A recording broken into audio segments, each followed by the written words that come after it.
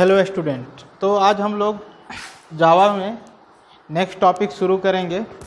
पिछले क्लास में हम लोगों ने पढ़ा था जावा में कुछ न कुछ, जिसमें हम लोगों ने डिफरेंस पढ़ा था सी और सी प्लस के बीच में। सी और सी प्लस प्लस से जावा कैसे डिफ़र करता है और जावा का इंटरनेट के वर्ल्ड में क्या योगदान है रहा या है। वेब ब्राउज़र्स कौन कौन से हैं जिनमें जावा के थ्रू बनाए गए वेब एप्लीकेशंस सपोर्ट करते हैं और ईज़िली एग्जीक्यूट हो जाते हैं। देन हार्डवेयर और जावा का डेवलपमेंट किट जो है जेडीके, उसके बारे में हम लोगों ने पढ़ा। तो ये सारा चीज़ हम लोगों ने पिछले लेक्चर में देख लिया। अब जो नेक्स्ट आपका जो टॉपिक है वो है ओवरव्यू ऑफ जावा लैंग्वेज, जो चैप्टर 3 है। चैप्टर 3 ये है आपका ओवरव्यू ऑफ जावा लैंग्वेज। ठीक है, ओवरव्यू ऑफ जावा लैंग्वेज। अब इसमें क्या हमको पढ़ना है, इसमें क्लास, आइडेंटिफायर्स, मेन फंक्शन क्या है, पब्लिक स्टैटिक वॉइड स्ट्रिंग वगैरह क्या है। ठीक है, println, double, math, S Q R T, package, import, interface, tokens, literals, operator, separators, Unicode, keyword, statements, virtual machine, command line arguments, ये सारे टर्म्स को हम लोग इस चैप्टर में पढ़ेंगे। ये सारे टर्म्स क्या हैं, जावा में कैसे यूज होते हैं, इनका जावा में क्या यूज़ है, ये सारा चीज़ हम लोग इस टॉपिक के अंदर पढ़ेंगे। तो सबसे पहले आपने पढ़ा है ऑलरेडी कि जावा क्या है, एक completely object oriented programming language है। अब जावा में एक और चीज़ है कि जावा क्या करता है, दो तरह के एप्लीकेशन को डेवलप करने में यूज होता है। एक आपका स्टैंड एलोन एप्लीकेशन और दूसरा है वेब एप्लेट्स। क्या है, दो तरह के एप्लीकेशन डेवलप किए जाते हैं थ्रू द जावा, है ना। Java programming language is used to develop two types of applications।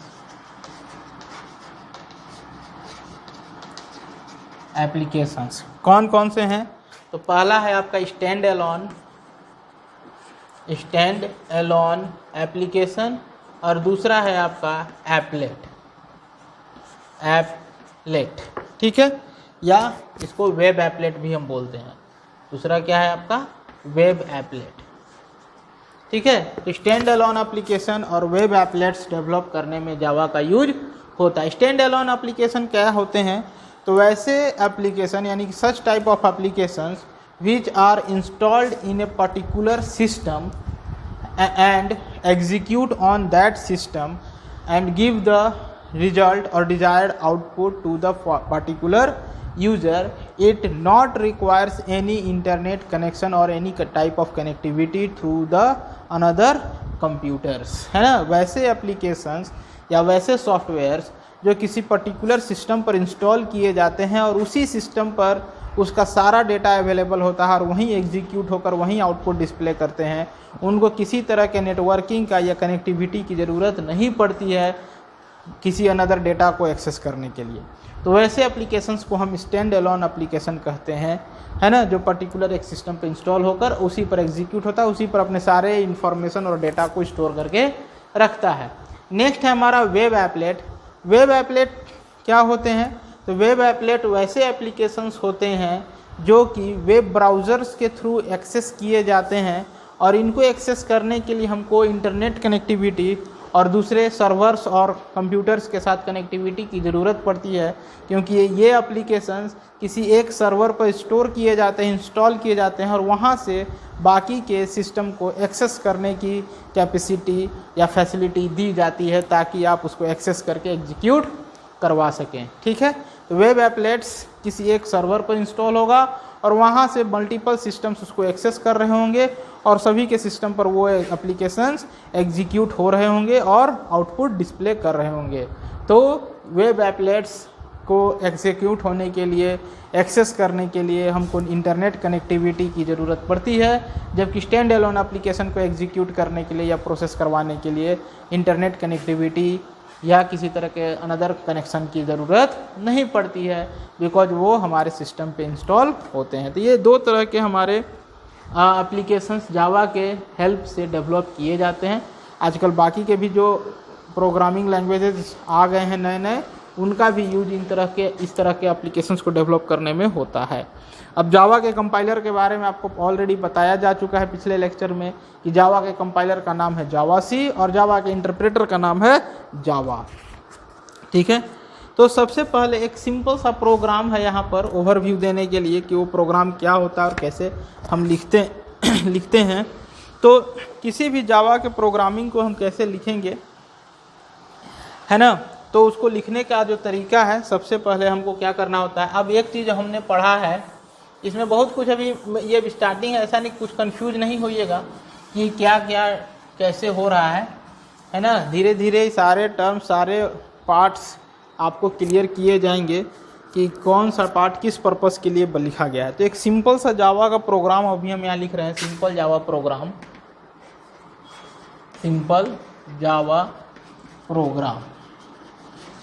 जैसे क्या है, प्रोग्राम है write a program to print your name और हेलो वर्ल्ड, कुछ भी हो सकता है, नॉर्मली हेलो वर्ल्ड प्रिंट करने के लिए मिलता है। तो यहाँ पर हम लोग इसको कैसे लिखेंगे जावा के कोड को, तो जावा का कोड को लिखना। अब जावा के बारे में हम लोगों ने एक चीज़ पढ़ा था कि जावा का जो भी कोड होगा, उसका सोर्स कोड, वह किसी न किसी क्लास के अंदर होगा, अंडर द सम क्लासेज, है ना। ऐसी हवा में नहीं होगा, ठीक है। विदाउट क्लास इसमें कुछ भी नहीं होगा। क्लास बनेगा, क्लास के अंदर हम उसको कंबाइन करके रैप करके रखेंगे और देन फर्दर हम उस क्लास के इंफॉर्मेशन को एक्सेस करने के लिए ऑब्जेक्ट क्रिएट करेंगे और ऑब्जेक्ट के थ्रू हम उसको एग्जीक्यूट करवाएंगे, ठीक है। तो यहाँ पर एक सिंपल सा प्रोग्राम हमको लिखना है टू प्रिंट योर नेम। तो हमने एक क्लास क्रिएट किया। क्लास क्रिएट करने का जो रूल है वो रूल है, आपको सबसे पहले लिखना है क्लास, देन यहाँ पर आपको लिखना है क्लास नेम। क्लास नेम आगे हम बताएंगे क्लास नेम लिखने का क्या तरीका है, कैसे हम डिसाइड करते हैं कि क्लास नेम क्या होगा या उसमें कुछ रूल है या नहीं है। तो यहाँ क्लास नेम हम लिख देते हैं। सपोज हमने यहाँ लिख दिया नेम नाम का एक क्लास बनाया है हमने, और इस क्लास के अंदर हमको क्या करना है, डिस्प्ले करना है। अब देखिए, ऑब्जेक्ट क्लास तो बना लिए।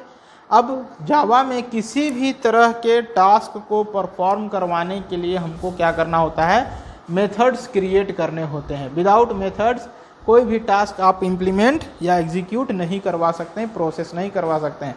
तो आपको यहाँ मेथड्स क्रिएट करने होंगे। क्योंकि यहाँ इनपुट कुछ नहीं लेना है, तो हम यहाँ मेमोरी वगैरह नहीं बना रहे हैं, डायरेक्ट हम क्या कर रहे हैं, एक मेथड भी लिख रहे हैं यहाँ पर, public static void main string, void main और इसके ब्रैकेट में स्ट्रिंग ARGS और ये ब्रैकेट होगा, ठीक है। और इसके अंदर, इस मेथड के अंदर हम प्रिंट करना है, तो प्रिंट करने के लिए हम लिखते हैं system dot out dot print ln, और यहाँ पर डबल कोट में, विद इन डबल कोट आप अपना नाम लिखेंगे, जो भी आपका नाम है, ठीक है। उस नाम को यहाँ पर आप एज इट इज़ लिख देंगे और डबल कोट क्लोज करके सेमीकोलन, और इसके बाद ये मेथड क्लोज, क्योंकि इसका काम हो गया, और इसको क्लास को क्लोज, ठीक है। तो ये एक सिंपल सा प्रोग्राम था to print your name through the Java. तो ये जावा का मैंने एक कोड लिखा।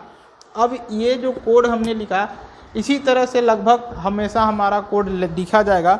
इसमें अब धीरे धीरे जो टर्म्स हम पढ़ते जाएंगे तो ये बढ़ते जाएगा, कोड का जो लेंथ होगा या कोड में जो फंक्शनलिटी यूज होते रहेगा वो बढ़ते चले जाएगा।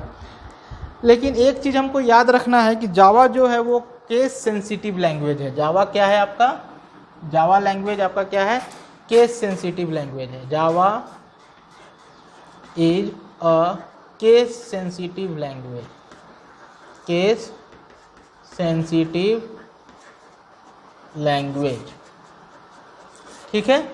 केस सेंसिटिव लैंग्वेज है।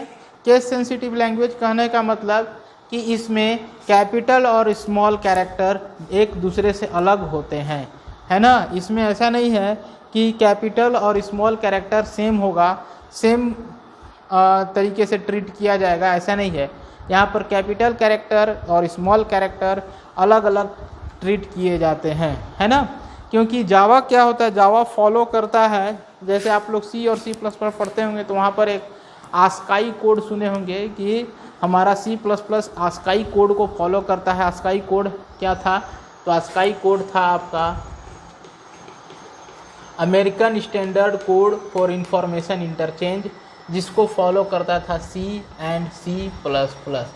इसमें टोटल आपके जो डिजिट्स होते थे वो 0 से लेकर 255 तक होते थे, यानी कि 256 होते थे टोटल, 0 इंक्लूडेड है और ये भी इंक्लूडेड है तो 256 हो जाएगा। तो 256 इसमें कैरेक्टर्स यानी कि डिजिट्स अवेलेबल होते थे आस्काई कोड में, ठीक है। तो ये आस्काई कोड आपका सी और सी प्लस प्लस फॉलो करता था। इसमें होता क्या था कि हर कैरेक्टर को, आपका सी और सी प्लस प्लस भी केस सेंसिटिव था।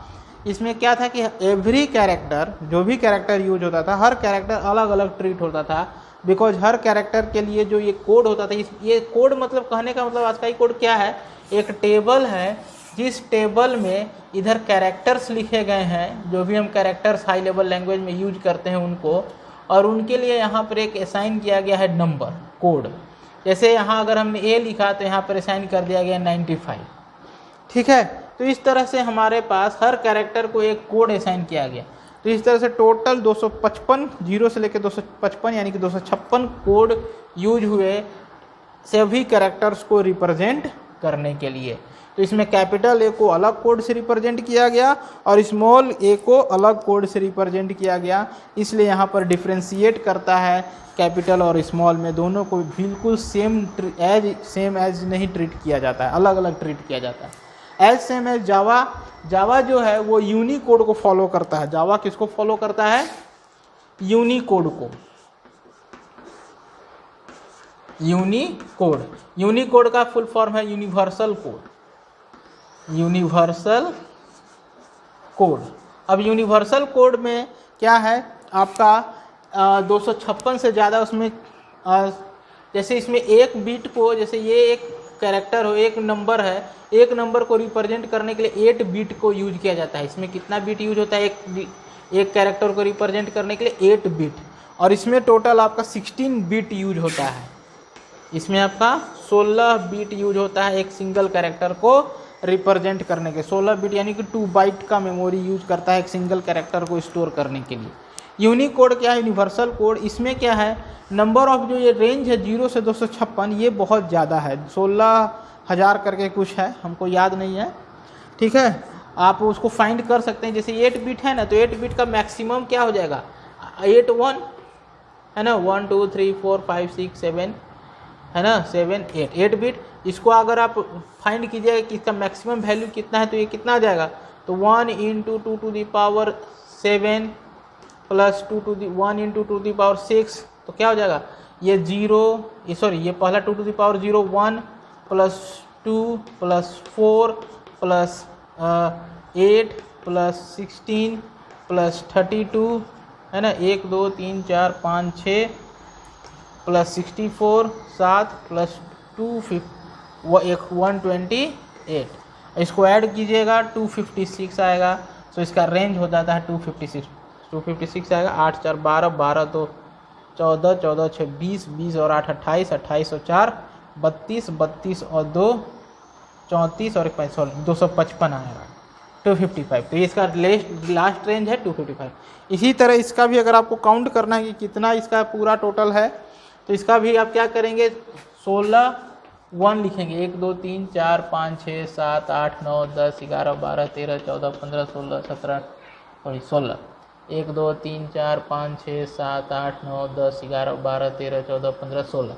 इसका क्या हो जाएगा, 2 सबसे पहले आपका 1 होगा, फिर 2 4 8 16 32 ठीक है, 64 128 256 प्लस 512 प्लस है ना 1024 प्लस 2048 है ना, कितना हुआ 1 2 3 4 5 6 7 8 9 10 11 12 हुआ है। अभी और जाएगा आपका, फिर प्लस इसको मल्टीप्लाई बाई 2 कर दीजिए, 6 8 1 9 2 2 जा 4 4096 है ना 40, फिर 2 6 जा 12 2 9 जा 18 1 19 1 2 4 जा 8, फिर प्लस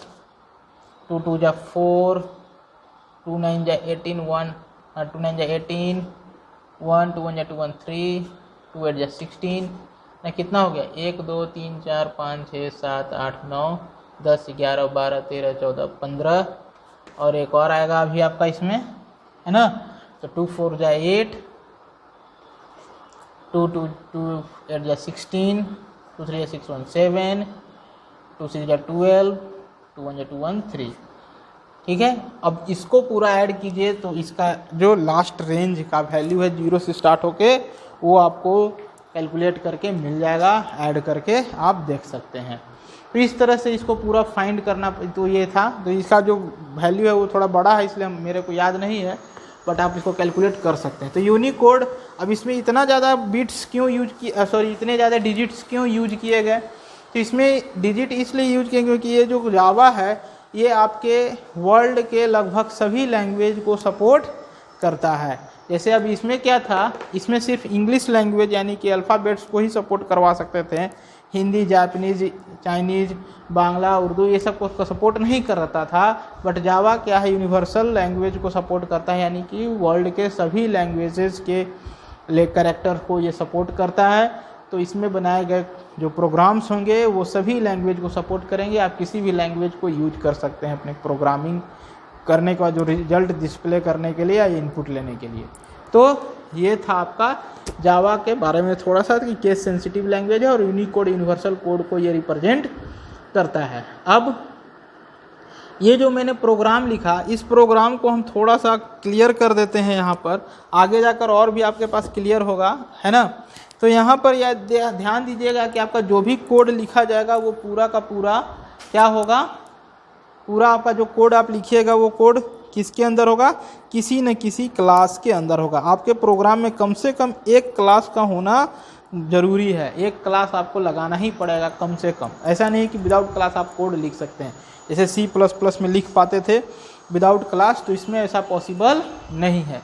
तो आपको सबसे पहले क्लास देना है, क्लास के बाद यानी क्लास को डिक्लेयर करने का रूल क्या होगा, डिक्लेरेशन ऑफ क्लास। अगर कोई पूछे कि how to declare a class in Java, है ना, डिक्लेरेशन ऑफ क्लास का रूल क्या है, सबसे आपको पहले देना है क्लास लिखना है, स्मॉल कैरेक्टर में सारा वर्ड होगा, क्लास एक कीवर्ड है और ये स्मॉल में ही डिफाइन है। और इसके बाद आपको यहाँ पर स्पेस देके आपको यहाँ पर क्या लिखना है, क्लास नेम, क्लास नेम। अब क्लास नेम आप अपने मर्जी से कोई भी नाम यहाँ पर दे सकते हैं, ये आप पर डिपेंड करता है। देन आपके आप C++ पढ़े होंगे तो मेन फंक्शन पढ़े होंगे। मेन फंक्शन के बारे में आपने क्या पढ़ा था वहाँ पर, कि मेन फंक्शन एक ऐसा फंक्शन होता है जो ऑटोमेटिक एग्जीक्यूट हो जाता है, मतलब कॉल हो जाता है, उसको कॉल नहीं करना पड़ता, ऑटोमेटिक कॉल कर दिया जाता है कंपाइलर के थ्रू और वो रन हो जाता है। तो ऐसे में यहाँ पर भी जो मेन मेथड है वो हमारा कंपाइलर के थ्रू कॉल हो जाता है।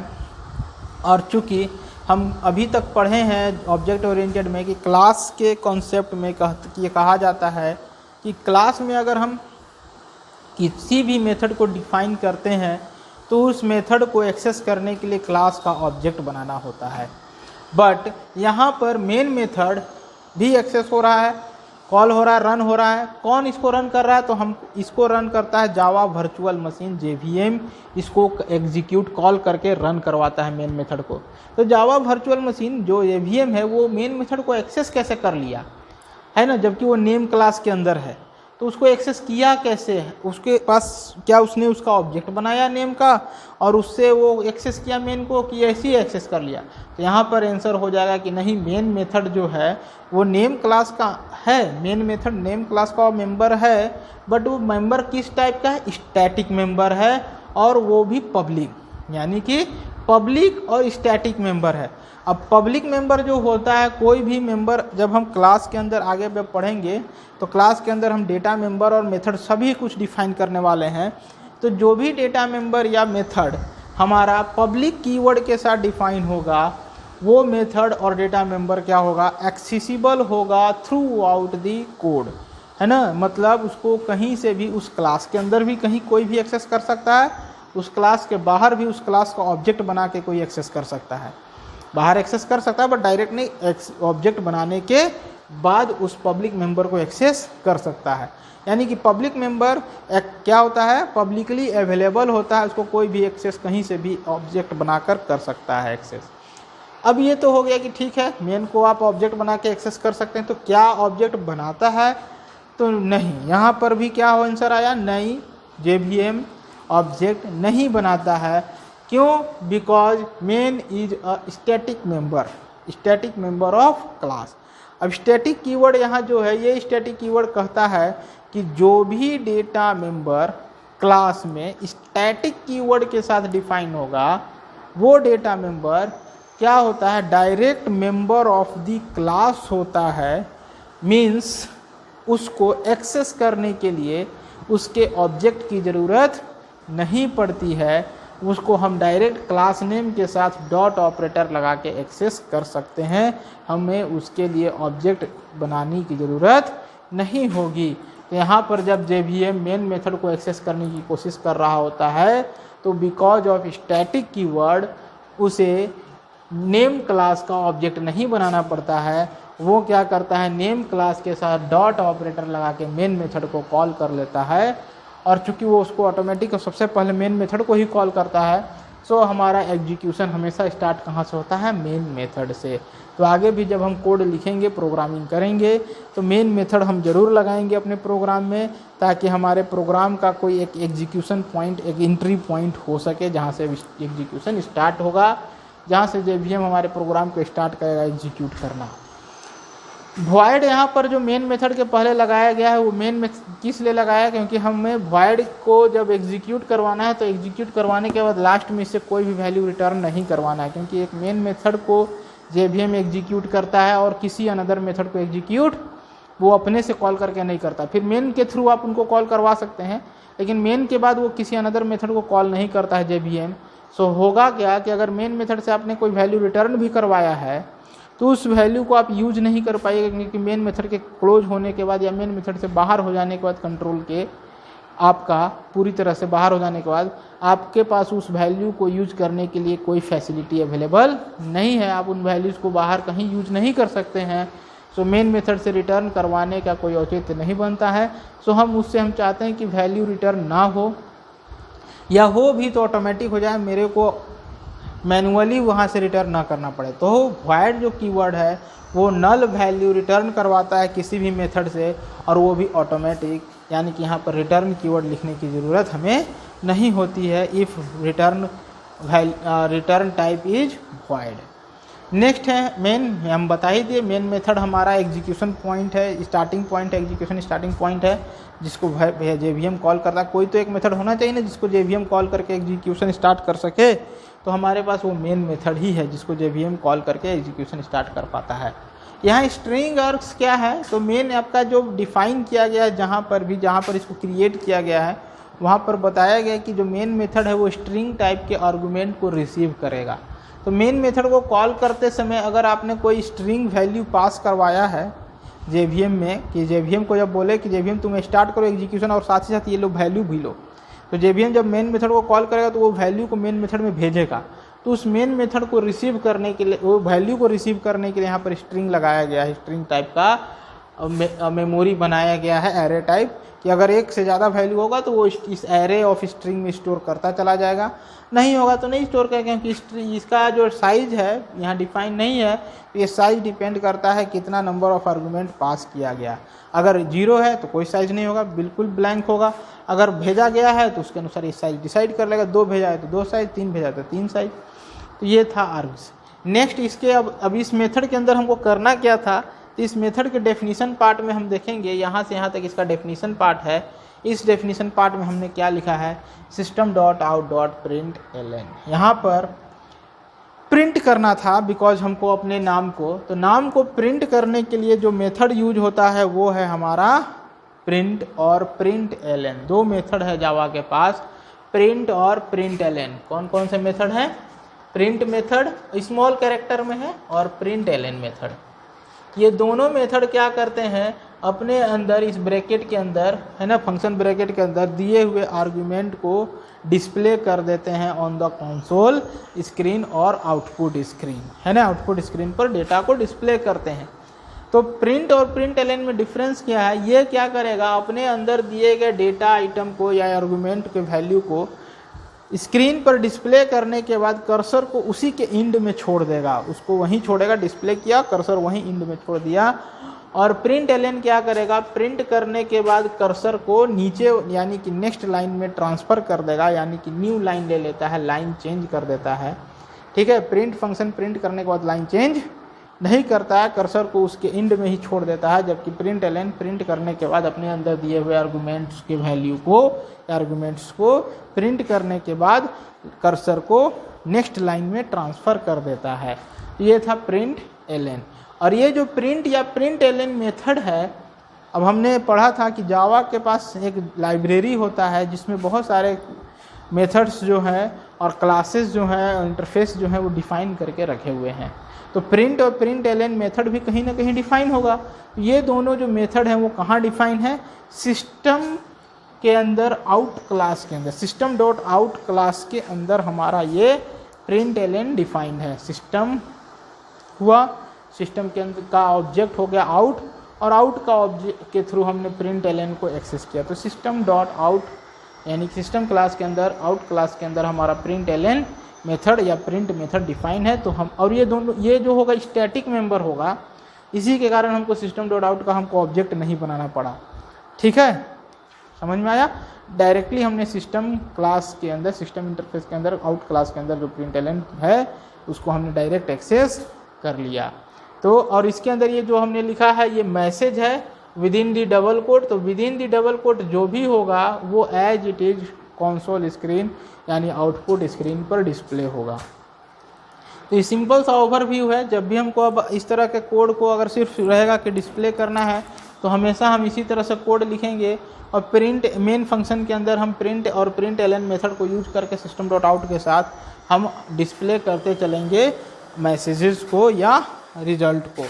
ठीक है, इसमें याद रखना है आपका जो पब्लिक स्टैटिक वॉइड मेन है उसमें पब्लिक एक एक्सेस स्पेसिफायर है। ये आपका क्या है? ये एक्सेस स्पेसिफायर है, एक्सेस स्पेसिफायर। ये जो स्टैटिक है ना, ये है आपका मॉडिफायर, मॉडिफायर है ना। ये जो वॉइड है ये है आपका रिटर्न टाइप, रिटर्न टाइप है ना। ये जो मेन है ये आपका मेन मेथड है, मेन मेथड है ना। ये स्ट्रिंग क्या है? तो ये स्ट्रिंग डेटा टाइप भी है, और रैपर क्लास भी आगे जाकर पढ़ेंगे, इसको हम डेटा टाइप भी बोलते हैं या wrapper class. String wrapper class है ये, स्ट्रिंग रैपर क्लास या बोल सकते हैं स्ट्रिंग डेटा टाइप। यहाँ सिंपल अभी आप समझिए कि स्ट्रिंग डेटा टाइप है।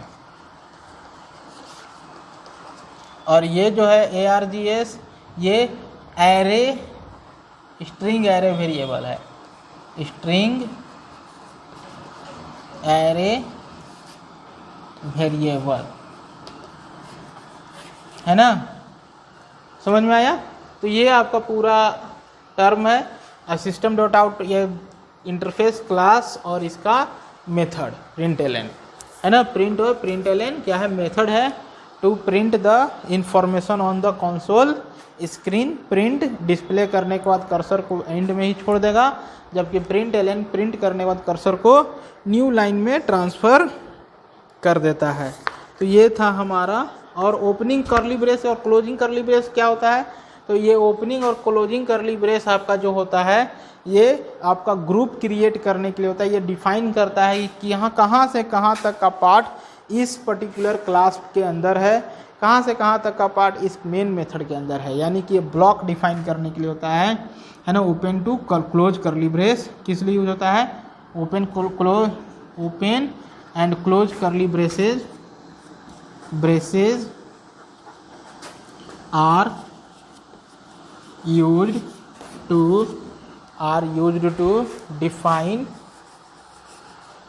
used to define block of statements है ना, are use to define block of statements और रेंज,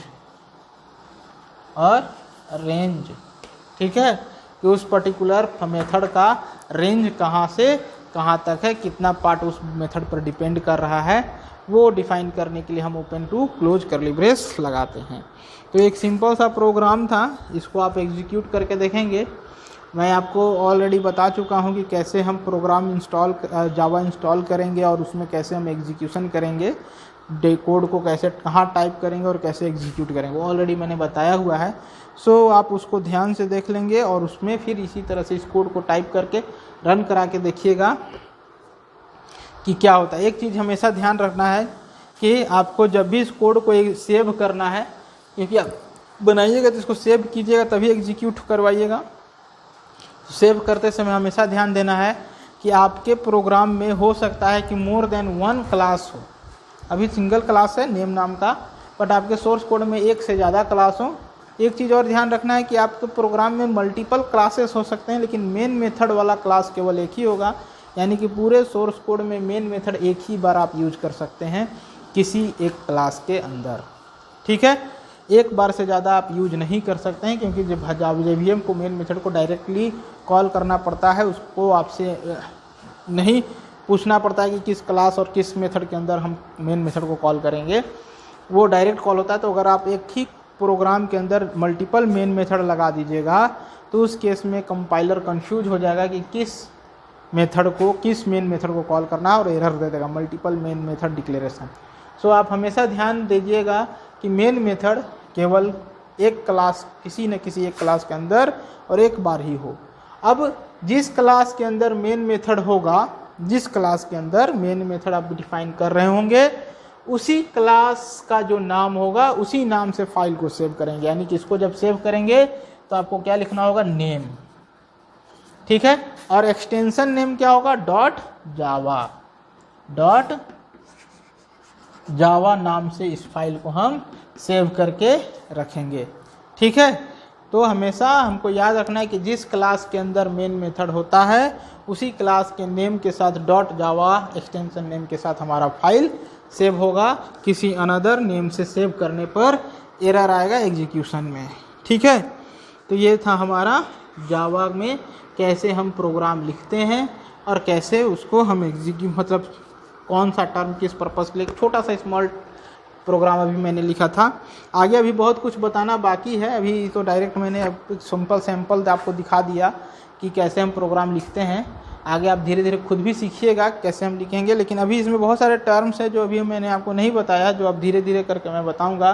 जैसे कमेंट्स क्या होते हैं, कीवर्ड्स क्या होते हैं, आइडेंटिफायर्स क्या होते हैं, जावा टोकन्स कौन कौन से हैं, ये सारे टर्म्स अभी बाकी हैं बताना, ठीक है। तो उन सभी टर्म्स को भी हम लोग एक एक करके क्लियर करेंगे। तो आज मैं आपको इतना ही छोड़ देता हूँ, नेक्स्ट क्लास में मैं इसको आगे कंटिन्यू करूँगा, ठीक है। आप इसको देखते रहिए हमारे वीडियो को और समझते रहिए कि कैसे हम इसको इम्प्लीमेंट करते हैं। Thank you.